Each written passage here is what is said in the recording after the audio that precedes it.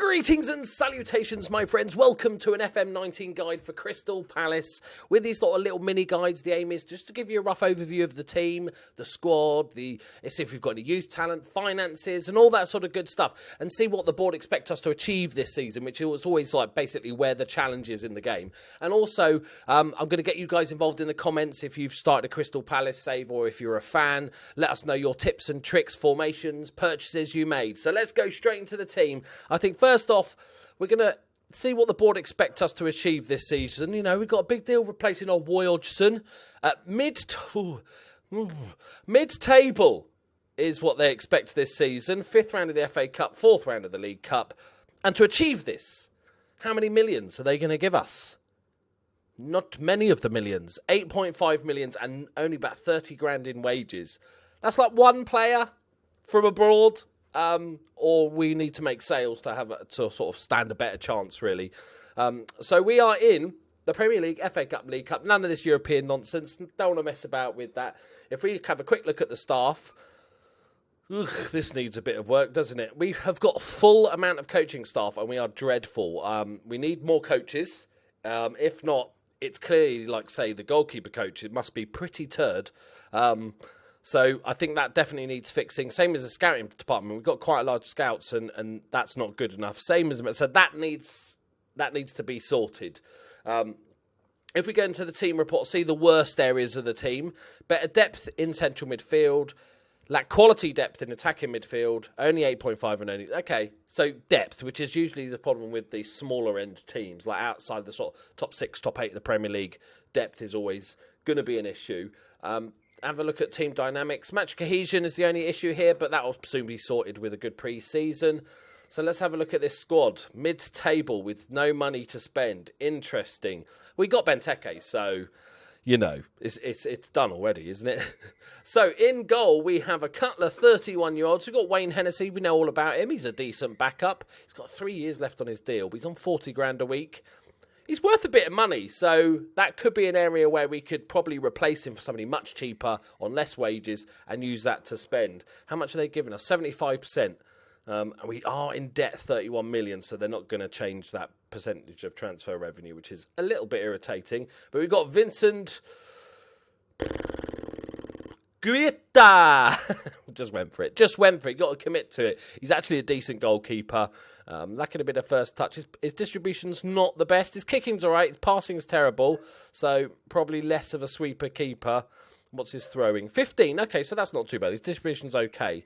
But not a sweeper keeper. But he's perfectly fine for the first season. We're okay with that. So if we move on to centre-backs, we've got Scott Dan. How's bad's the injury? 3 months. We're going to miss the first bit of the season, but he's a solid centre-back, if lacking a little bit of pace. Again, the age of this team is definitely a rebuild job on the cards. But for this first season, he'll be fine. Again, James Tompkins, similar sort of player, a little bit more pacey. Okay at passing, but not really somebody you want to play up from the back with. We've got Martin Kelly, ex-Liverpool player, who is starting the game transfer listed. We'll have a quick look at him. Yeah, it's not great, is he? We might keep him if we need a backup. Sometimes you just don't want to sell those players and you're going to have to replace them. Are you going to get much money for them, etc., etc.? Then we've got Spaghetti Legs himself, Mamadou Sakho, your best player, probably your best centre-back, that's for sure. So I'm actually quite liking. We've got 3 really good for this team centre-backs, all pretty much of a muchness. Sakho's the sort of lead man. We've got Kayute, who is not really a centre-back, but actually, he doesn't know the position, but he's got every attribute to be a no-nonsense centre-back. Actually, even a ball-playing centre-back. I'm going to count him in the centre-backs because he's actually not half bad. So we've got 4 players there that are all right, plus Martin Kelly, who can just hang about and, you know, suck up a wage. But next up, so we got onto our fullbacks. So we got Vrijdeveld, that sounds something like from Harry Potter, who also is a centre-back, massive potential. Only 21 years old, so he's a little bit on the old side for a wonder kid. God, I'm not almost double that age. That's quite scary. Not the best going forward, but he looks like a decent player. Can we play him at centre-back? 12 heading, jumping reaches 13. It's not too bad. Definitely somebody that can do a job there. So I think he needs to take game time, that's for sure. On to the fullbacks. We've got Joel Ward, who played both sides, 28 years old. That is going to be a running theme of this guide, I think, is lots of oldies. Who's a decent all-rounder. Dribbling's a little bit lacklustre. His passing, 12. Not the quickest. He's all right, and he can play both sides, so that's always handy to have. What position is this guy going to be playing? Okay, he's a right wing back, and he's actually pretty good. Quite a well-rounded player. No exceptional attributes, but nothing horrible. Teamwork is the only one that's really a sort of an issue. But he can play more attacking as well. Not maybe quite the pace I'd want for a proper all-out winger, but as a fullback, I like it. Only 20 years old. Definitely need to give this guy game time so he can improve. Wan-Bissaka. He's made a good start in real life. On the left, we've got Patrick Van Aanholt, who's just a solid all-round player, 27 years old, still got pace, absolutely rapid. Few issues defensively, much more attacking-minded. Paddy, I'm going to call him Paddy Van Aanholt. We've got Jeffrey Schlupp, who's, again, sort of similar version, just like a slightly worse version than Paddy. And then we've got Papa Soiree. So we're sorted for left-backs. If you ever were thinking of trying out a 3 left-back formation, this is the team. Well-rounded, lacks of pace. Even there, actually, it's 10 million quid. That's something we can cash in on. We don't need him. We've got 2 others. And we've got Jeffrey Schlupp. We've got Patrick Van Aanholt. We've got Papa Soiree. Wan-Bissaka is a righty. Is he our main right-back? We've got Wan-Bissaka and Joel Ward and Martin Kelly. I'd probably start with Wan-Bissaka anyway, because I think you're not going to get much better than this anyway. We don't have a crap ton of spend. And if he's 20 years old, he needs to be playing. So I'm okay with having him as my main guy. And then Joel Ward's an okay backup. In sort of central midfield, we've got James Macarthur, a solid, if unspectacular central midfielder. He's kind of 30 years old.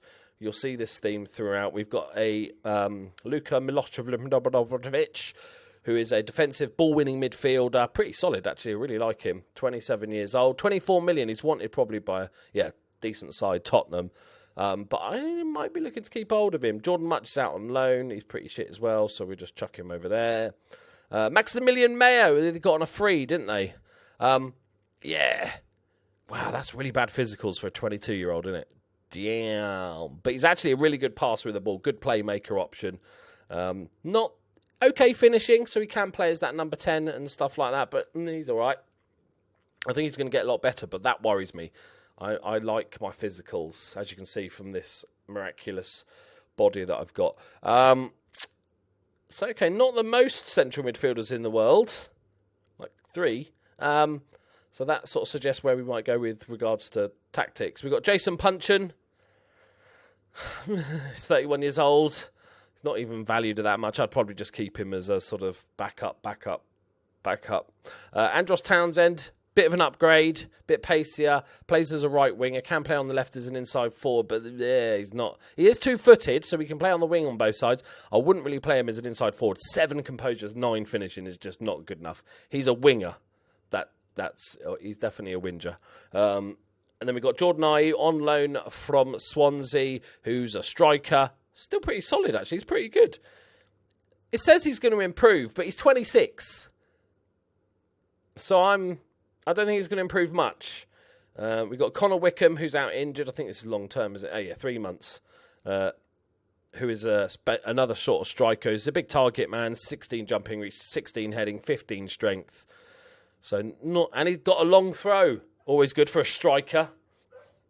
He's all right. And he's English. It's always good. Wilfried Zaha, obviously the key player in the team. I think this is where the big decision comes in with this team. You either sell Zaha for a massive amount of money, maybe 50 million or something like that, and rebuild the team now, or you go a little bit longer. You say, okay, we're going to build the team around this guy. Who can play up top, inside forward, can play as a winger as well. But yeah, very, very good player. Then we've got Benteke, if you're thinking of playing 2 up top. Benteke, Zaha's not a bad combination. He is on a crap ton of money, 120 grand a week. Possibly somebody you could cash in on, but I don't mind the Zaha Benteke. And then you've got Alexander Sorloth. That sounds like a creature from Lord of the Rings. He's all right. He's only 22. He's going to improve. So we're going to quick look at under 23s and under 18s, just see if there's any prospects, and then we'll go and look at basic shapes for tactics and what we might do. Okay, there's a few players that we might be able to make a little bit of money here, though, like Johnny Williams. He could get in the team if you're desperate, but there's a little bit of money to be made there, but no real wonder kid. Same as this is the best guy. Oh, dear, that is slim pickings, isn't it? Okay, let's go into tactics. I'm not going to do rolls, all that crap. Just going to do a basic sort of shape. I'm either going to go 2 up top with Benteke and Zaha, or I'm going to make Zaha like an inside forward on attack. I'm going to put every possible combination of stuff to get him feeding off Benteke. So sit narrow with the ball. He's already getting further forward, etc., etc. Make him as attacking as you as humanly can. Make this guy a little bit. We've got Patrick Van Aanholt as well, who's a good attacking player, so he can provide the width on that side. And then on this side, have a winger sort of supplying the balls across. Whether you do something like this, or you maybe for the more difficult games, you go something like this. It's a nice, easy change to make to the tactic when you're playing the bigger teams. But I definitely have this side as a winger on support, just to feed the balls in to the big lad up front. Because we've got Benteke, and we've also got, when he gets back, we've got, what's his face, who dribble flip? Connor Wickham, who's a decent deputy. We've got Jordan Ayew, who's a decent deputy for Zaha. So it's quite a nice little setup there. We've got Andros Townsend, who can play on the right as our winger. So the team is set up to do all right. I think we need a little bit more depth in central midfield. I think the biggest thing, for, like I said earlier, the biggest question for me is, do we go big, get rid of Zaha, 50 million, we're going to get almost 40 of that, and then go on a bit of a spending spree? My personal takeaway was I'd use Zaha. It might be a case we sell him in January, but I'd keep Zaha. I'd keep even Martin Kelly just for the depth. He's not on a massive amount of money. You're not going to make a massive amount of money for him. There's a couple of players we could definitely look to get rid of, like who was like Papa Soare. If you can get anywhere near 10 million, mate, it's like you've robbed a bank. Because we don't need him and all that sort of good stuff. But the thing is, longer term, we need to rebuild the entire defence. We've got one young defender, and this guy as well. So we've got 2 young defenders. It needs a big rebuild. As for the objective of what we've got to do, which is actually mid-table this season, I think this is up there in difficulty level as to what you've got to achieve. I think it's a decent side, but to me, it feels like the side that's going to come 15th, 16th. I think it definitely needs a little bit of work, or you really need to find a tactic that works right. But what I want you to do now, guys, if any of you have tried Crystal Palace, even in FM18, let us know what your thoughts are in the comments, any tactics you prefer to use. The big question is, are you going to sell Zaha and cash in on Zaha? Because he's going to be wanted.